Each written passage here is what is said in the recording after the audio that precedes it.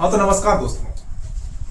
जैसा कि आप जानते हैं हिंदी हिंदी वो सब्जेक्ट है, वो विषय है जिसे हम स्टार्टिंग से अर्थात नर्सरी से ही लगभग पढ़ते आते हैं, लेकिन उसके बाद भी हमें उसकी समझ में कहीं ना कहीं समस्या होती है। हिंदी का जो प्रारंभ है वो सबसे पहले हमें वर्ण विचार, क्या वर्ण बोला बेटा? वर्ण विचार, वर्ण विचार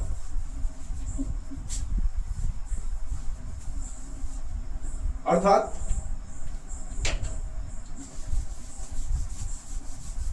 एक शब्द या वर्ण के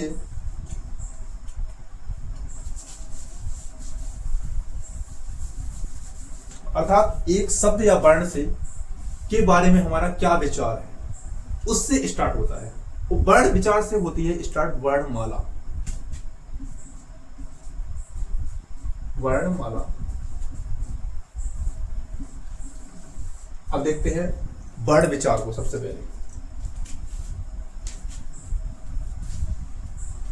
पहले देखते हैं हम क्या वर्ण विचार। वर्ण विचार, ठीक है। तो वर्ण विचार में हम देखते हैं तीन चार चीजों को यहां पर देख लेते हैं। सबसे पहले हाँ यहां पर देखिए आप, तो एक होता है अक्षर, एक होता है वर्ण, एक होता है अक्षर, एक होता है वर्ण, एक होता है शब्द, हाँ शब्द, और एक होता है वाक्य। तो जो अक्षर होता है, अक्षर में हम क्या देखते हैं कि हमने कोई चीज मुंह से बोली तो वो हो गया अक्षर, ठीक है। अक्षर क्या होता है? मौखिक होता है, ठीक है। कोई भी ध्वनि जो हमारे मुंह से उत्पन्न होती है, तो जब उत्पन्न हो जाती है तो अक्षर होता है। जब उसको किसी भी चीज पर लिख देते हैं तो होता है वर्ण। ये होता है हमेशा लिखित अवस्था में। कौन सी अवस्था में होता है? लिखित अवस्था में। जब एक वर्ण लिखित अवस्था में होता है और जब वर्ण का समूह होता है उसका कोई व्यवस्थित अर्थ निकलता है तो होता है शब्द। व्यवस्थित अर्थ कहने में अच्छा लगता है, लेकिन जो हिंदी का जो वर्ण होता है उसको बोलते हैं सार्थक शब्द या सार्थक अर्थ। सार्थक अर्थ। और जब सार्थक अर्थों का एक समूह, मतलब कई सार्थक अर्थ मिलकर एक सार्थक वाक्य बनाते हैं तो वो होता है सार्थक वाक्य।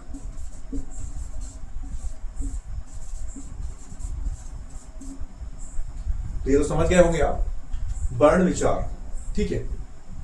अब आगे हम देखते हैं वर्णमाला।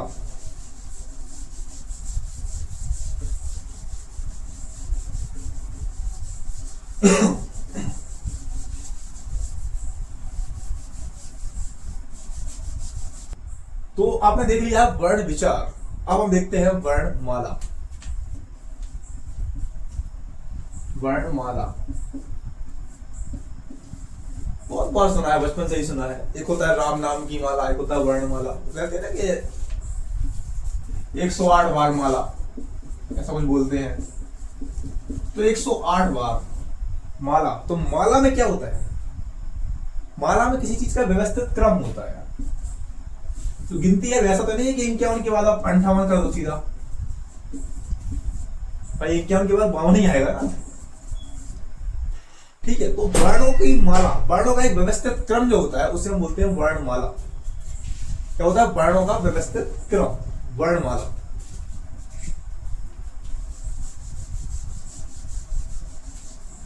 तो हिंदी की वर्णमाला में हम सब लोग जानते हैं, तो जो वर्णमाला होते हैं उसके जो अक्षर होते हैं अलग अलग जगह पे अलग अलग मिलते हैं। कई जगह पर 52 मिलते हैं, अधिकांश जगह पे 44 भी मिलते हैं। तो अलग अलग प्रकार से अलग अलग मिलते हैं। वर्णमाला में जो अक्षर होते हैं, अक्षरों को हम 3 प्रकार के समूहों में बांटते हैं।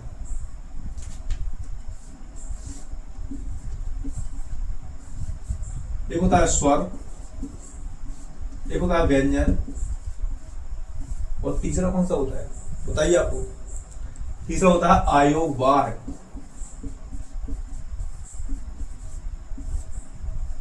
ठीक है, स्वर, व्यंजन और आयोग बाह्य। स्वर कितने होते हैं? 11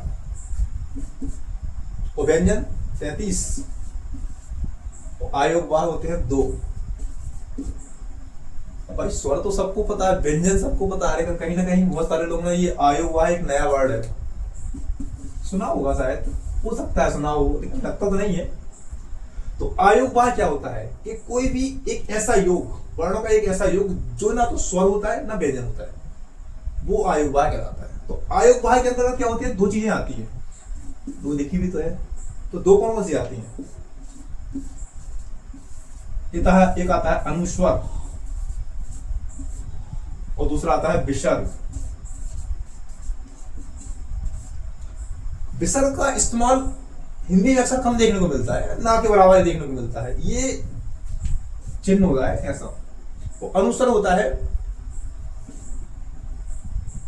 ये वाली बिंदी, अंग की बिंदी, अनुस्वर, ठीक है। तो अनुस्वर और विसर्ग देख लिया होगा आपने। इसके साथ हाँ वो 2 वर्ड और है जिसको हमको देखना पड़ेगा, इसका ले लीजिए आप स्क्रीनशॉट जो भी हो।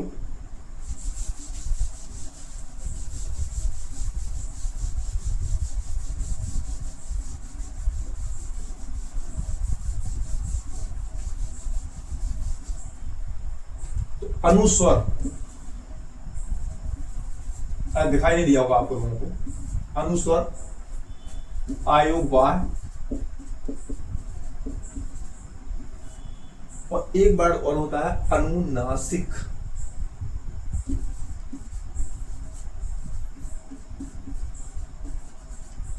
अब भाई ये अनुनासिक कौन सी बला है? सबसे बड़ी समस्या तो ये अनुनासिक है।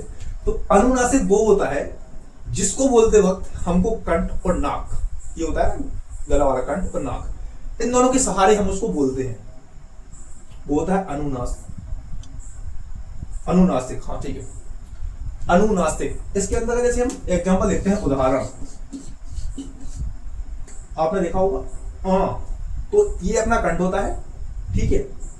तो अनुनासिक और जैसे ये है आंत, इसको अब यहां से समझो, आंत, ठीक है। एक ये हो गया संभर, इसको बोलते हैं, हाँ ठीक है, बड़ा अच्छा है संभर। तो अनुनासिक जिसको बोलते हैं नाक और नासिका दोनों का सहारा लिया जाता है, वो होता है अनुनासिक, ठीक है। तो अनुनासिक हो गए।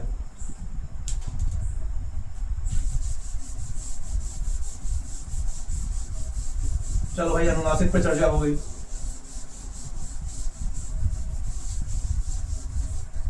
अब देखते हैं हम जो सबसे पहले मेन होता है वर्णमाला का। अभी तक वर्णमाला स्टार्ट ही नहीं हुई है, अब देखते हैं, स्टार्ट करते हैं वर्णमाला को।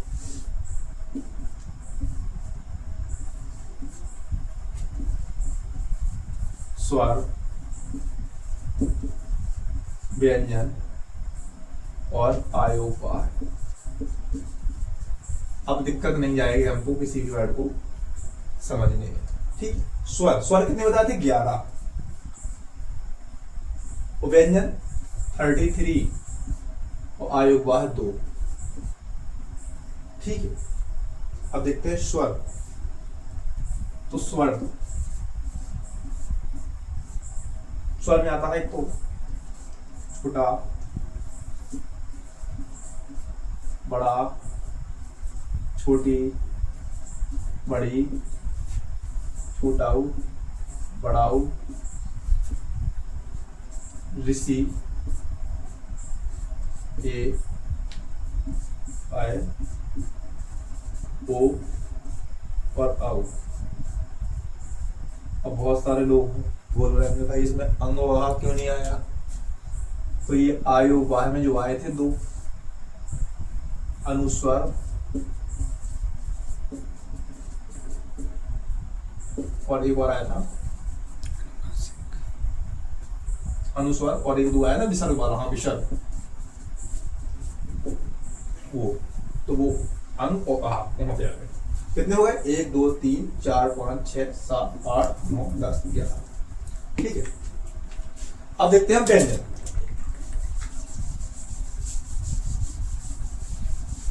अब व्यंजन को अलग अलग प्रकार से देखते हैं, ठीक है। पहले स्वर को ही देख लेते हैं।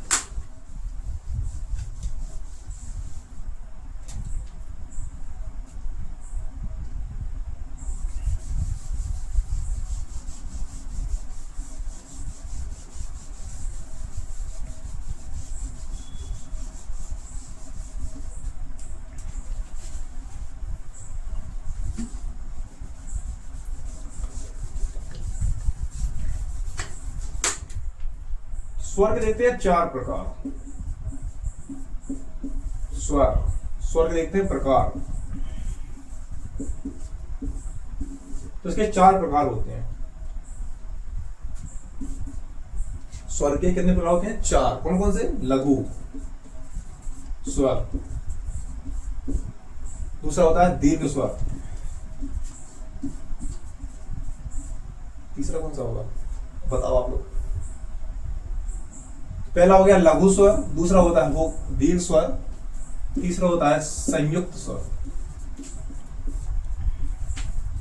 और चौथा होता है प्लुत स्वर।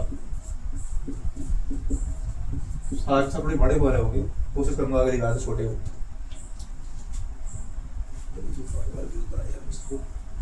ठीक है, अब अलग देखते हैं इनको।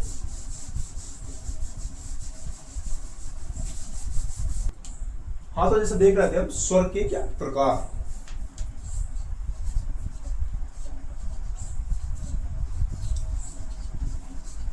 स्वर के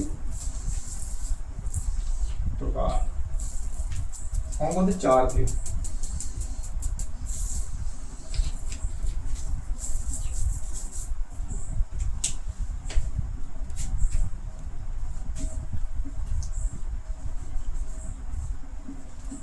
लघु स्वर,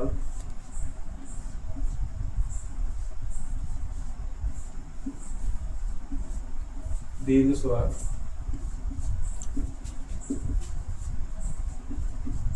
संयुक्त स्वर और प्लुत स्वर।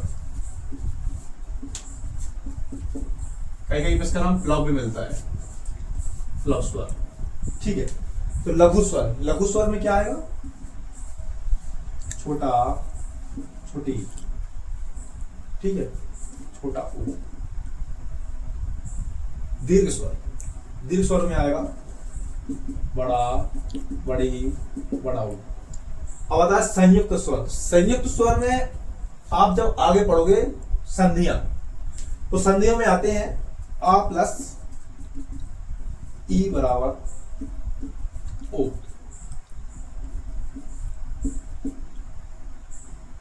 होता है, ठीक है। आप संधियां पढ़ोगे तो संधियों में आपको देखने को मिलेंगे संयुक्त स्वर अधिकांश। तो इसमें आता है ओ, औ। और प्लुत स्वर में आपने देखा होगा, बहुत सारे वर्ड सुने होंगे आपने, जैसे बोलते हैं डमट डमट डम डमरू, वो बोलते हैं वो, तो ओम। तो जो ये वर्ड होता है ना, ये प्लस स्वर आता है। ठीक है, स्वर हो गया।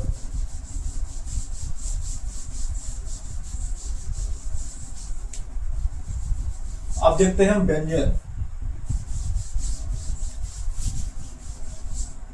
ठीक है, अब क्या देखते हैं? स्वर तो अपने कंप्लीट हो गया ना, अब हमको देखना है व्यंजन। व्यंजन किसे कहते हैं? व्यंजन किसे कहते हैं? कि जब स्वर का किसी स्वर में क्या होता है कि जो ध्वनि होती है ना, वो स्वतंत्र होती है, और जब उस स्वतंत्र ध्वनि में कोई आवेग उत्पन्न होता है तो वो व्यंजन बन जाता है।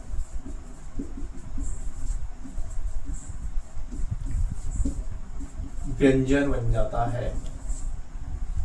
अब एग्जांपल बता रहा हूं मैं आपको।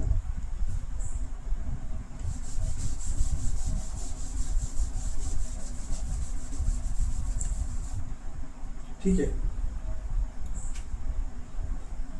जैसे आ हो गया स्वर, और इसमें ये हो गया क, कानी क, तो क्या बन जाएगा? का।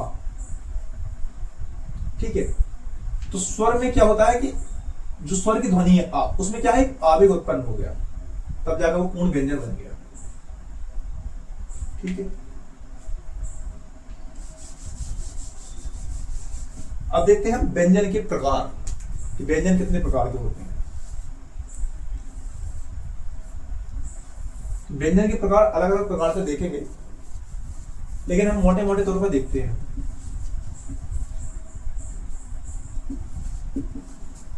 अंतस्थ व्यंजन,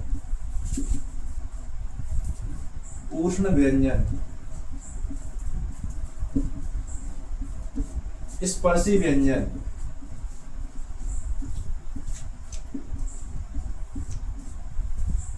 ठीक है। तो पहले अपन देखते हैं अंतस्थ व्यंजन। तो अंतस्थ व्यंजन के अंतर्गत आते हैं 4 व्यंजन, या, रा, ला और वा, ठीक है। अब पढ़ते हैं अपन उष्ण व्यंजन। उष्ण व्यंजन के अंतर्गत आते हैं सा, सा, सा और हा भी आता है। और स्पर्शी व्यंजन, स्पर्शी व्यंजन के अंतर्गत आते हैं जो व्यंजन वाले वर्ड होते हैं ना, उसका जो पंचम अक्षर होता है वो आता है स्पर्शी व्यंजन के अंतर्गत। अभी मैं आपको प्रैक्टिकल करके बताऊंगा कि कैसे इन सब चीजों को आते हैं ये,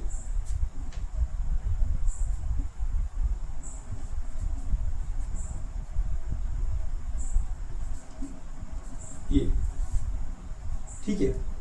अंतस्थ, उष्ण, स्पर्शी और संयुक्त व्यंजन। इसमें आता है छा, त्रा, ज्ञा और सरा। हाँ, तो पहले आप 4 देखो। अंतस्थ व्यंजन, उष्ण व्यंजन। उष्ण मतलब क्या होता है? गर्मी। तो जब हम किसी भी व्यंजन को बोलते हैं और बोलने के साथ साथ एक उष्णता उत्पन्न होती है तो उसे बोलते हैं उष्ण व्यंजन। जैसे ये सा और ये सा, इन 3 साओं में अंतर, सा, इन 3 साओं में अंतर क्या होता है कि जब जीभ हमारे मुख के सबसे लास्ट वाले किनारे पे होते हैं, ये यहां सामने से ये जीभ है, जब भी यहां से मतलब सबसे आगे वाले हिस्से से जब हमारा सा निकलता है तो वो होता है ये सा। उसके बीच वाला होता है वो ये होता है, जो लास्ट वाला होता है वो ये होता है। इन 3 सा में लोग बहुत कंफ्यूज होते हैं क्या कर, इसका मतलब क्या होता है? स्पर्शी व्यंजन, जब ध्वनि स्पर्श करते हुए निकले, ठीक है, तो वो होता है स्पर्शी व्यंजन। आ, तो मतलब कंठ से ध्वनि स्पर्श करते हुए निकलती है ना, तो बोलते हैं स्पर्शी व्यंजन। संयुक्त व्यंजन, संयुक्त व्यंजन वो होते हैं जो 2 व्यंजनों को मिलकर बनते हैं, वो संयुक्त व्यंजन होते हैं। अब अंतस्थ व्यंजन, तो अंतस्थ व्यंजन में क्या होता है? जब ध्वनि निकलती है ना, तो ध्वनि निकलने के साथ साथ जो अपने मुंह के सारे जॉइंट होते हैं, जैसे दांत हो गया, तालू वगैरह हो गए, मूलन वगैरह, कंठ, तो ये क्या है, सब एक दूसरे के अंत तक जुड़ जाते हैं कहीं ना कहीं से। जैसे या, जब हम या बोलते हैं ना तो हमारे तालू, दांत, होंठ सब एक साथ स्पर्श होने की कोशिश करते हैं या अंत तक जुड़ने की कोशिश करते हैं, तो वो होते हैं अंतस्थ व्यंजन, ठीक है।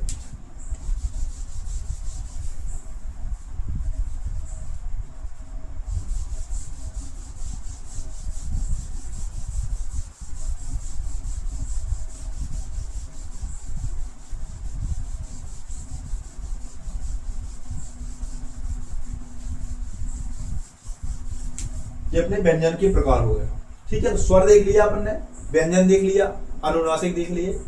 अब देखते हैं हम अलग अलग प्रकार से व्यंजन कितने क्या प्रकार के होते हैं।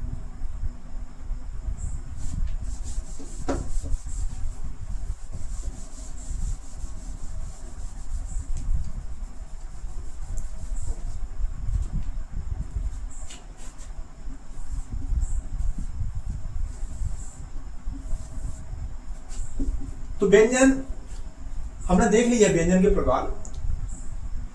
व्यंजन के हमने एक्चुअली प्रकार नहीं देखे हैं, एक्चुअली हमने कुछ वर्ड देखे हैं जो कौन से वर्ड किन व्यंजनों के अंतर्गत आते हैं, ठीक है। अब देखेंगे हम जो मेन प्रकार होते हैं व्यंजन के। तो व्यंजन एक होते हैं स्थान के आधार पर,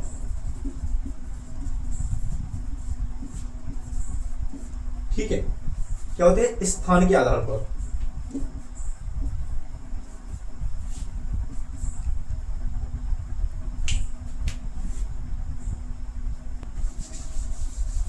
हाँ, तो जो व्यंजना के शेष प्रकार बचे हुए हैं उनमें से हम देखते हैं कुछ व्यंजन और बचे हुए हैं। ये क्या? द्वित्व है, द्वित्व व्यंजन। और एक होता है द्विगुण, द्विगुण व्यंजन, 2 गुण।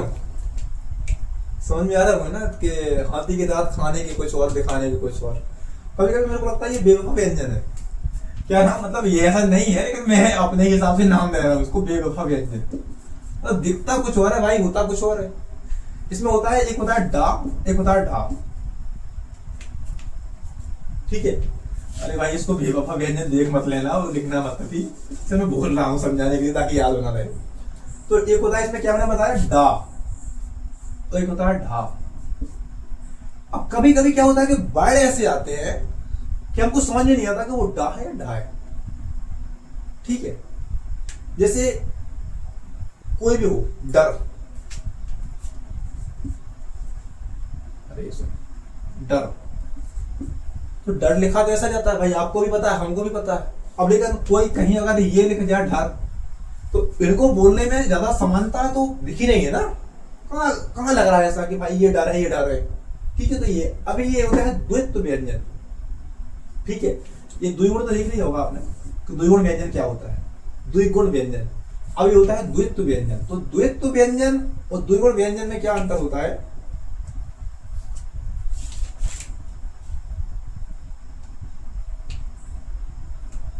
हाँ, द्वित्व व्यंजन में क्या होता है कि हमको ये पता नहीं चलता कि कौन सा स्वर स्वर रहित है या स्वर विहीन है, स्वर रहित या स्वर विहीन, स्वर विहीन है। अब मैंने आपको स्टार्टिंग में बताया था कि स्वर क्या होते हैं और व्यंजन क्या होते हैं। स्वर रहित जैसे एक होता है लड्डू, ठीक है, लड्डू, कद्दू, दो वर्ड है।